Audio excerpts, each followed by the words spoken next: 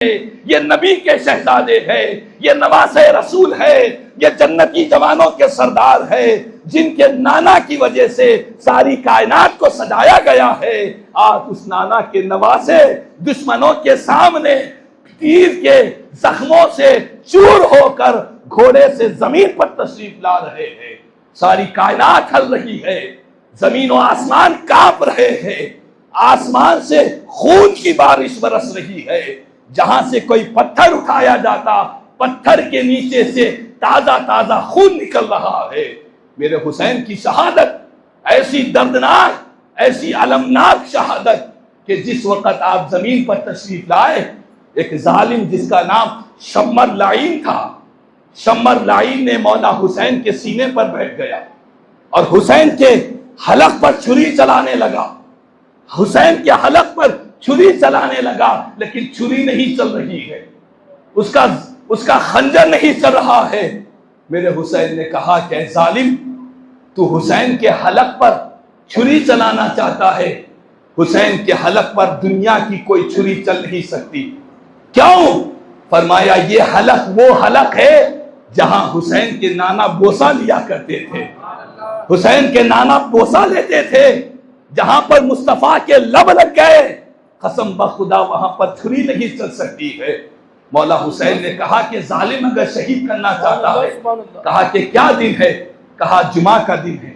کہا وقت کیا ہو رہا ہے؟ کہا جمعہ کا وقت ہو رہا ہے۔ کہا افسوس ہے تجھ پر، ملعون ہے تو، افسوس ہے تیرے مقدر پر، آج جمعہ کا دن ہے، خطیب ممبر پر کھڑا ہو کر میرے نانا کا خطبہ پڑھ رہا ہے، اور افسوس تو اس نانا کے نواسے کے سینے پر سوار ہو کر اس کے حلق کو کاٹنا چاہتا ہے، افسوس ہے تجھ پر۔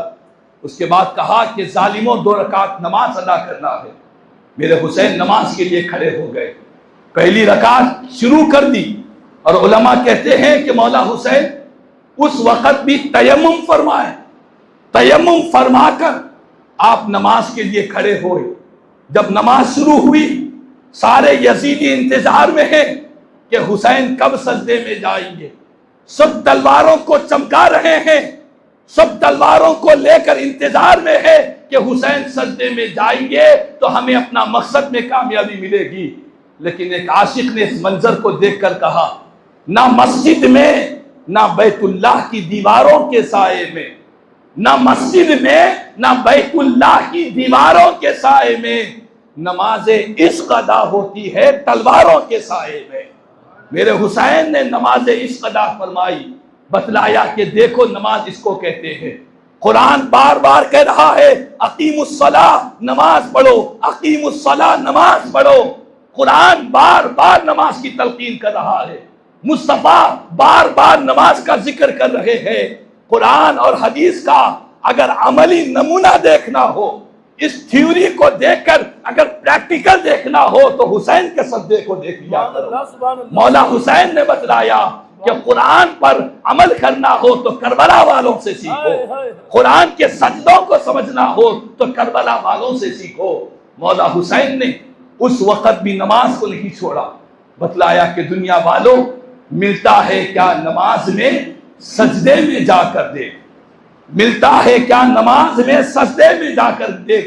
حسین سجدے میں گئے، اس ظالم شمر لعین نے آپ پر حملہ کیا۔ آپ کا سر انور نورانی متبرک سر انور، جس سر انور کو میرے آقا سینے سے لگایا کرتے، جس سر انور کو دیکھ کر کافروں نے بھی کلمہ پڑھ لیا ہے، یہودیوں نے اسلام قبول کر لیا ہے، اس سر انور پر اس ظالم نے حملہ کیا۔ مولا حسین کا سر مبارک تن مبارک سے جدا ہوا۔ انا للہ و انا الیہ راجعون۔ حسین شہید ہوئے، ظالم خوش ہوئے، اور نیزے کی نوک پر حسین کے سر مبارک کو لے کر خوشی سے جھومنے لگے، بتلانے لگے کہ دیکھو ہم کامیاب ہو گئے، دیکھو ہم نے حسین کو شہید کیا۔ کہنے والوں نے کہا واہ حسین، کیا شان ہے تمہاری، یہ سر تن سے جدا ہو کر بھی سارے سروں سے اونچا نظر آ رہا ہے، سارے سروں سے اونچا نظر آ رہا ہے۔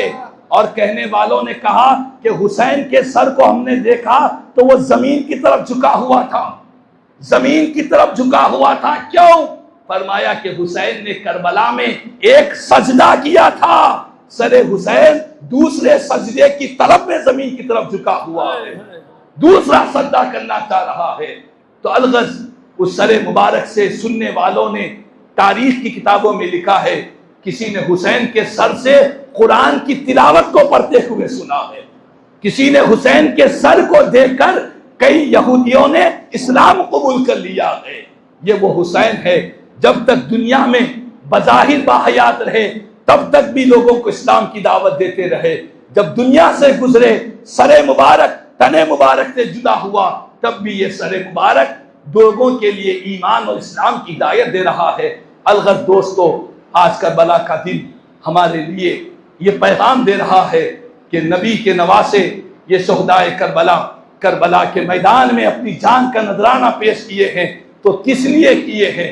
نہ مال کے لیے، نہ دولت کے لیے، نہ اقتدار کے لیے، نہ حکومت کے لیے، نہ سلطنت کے لیے۔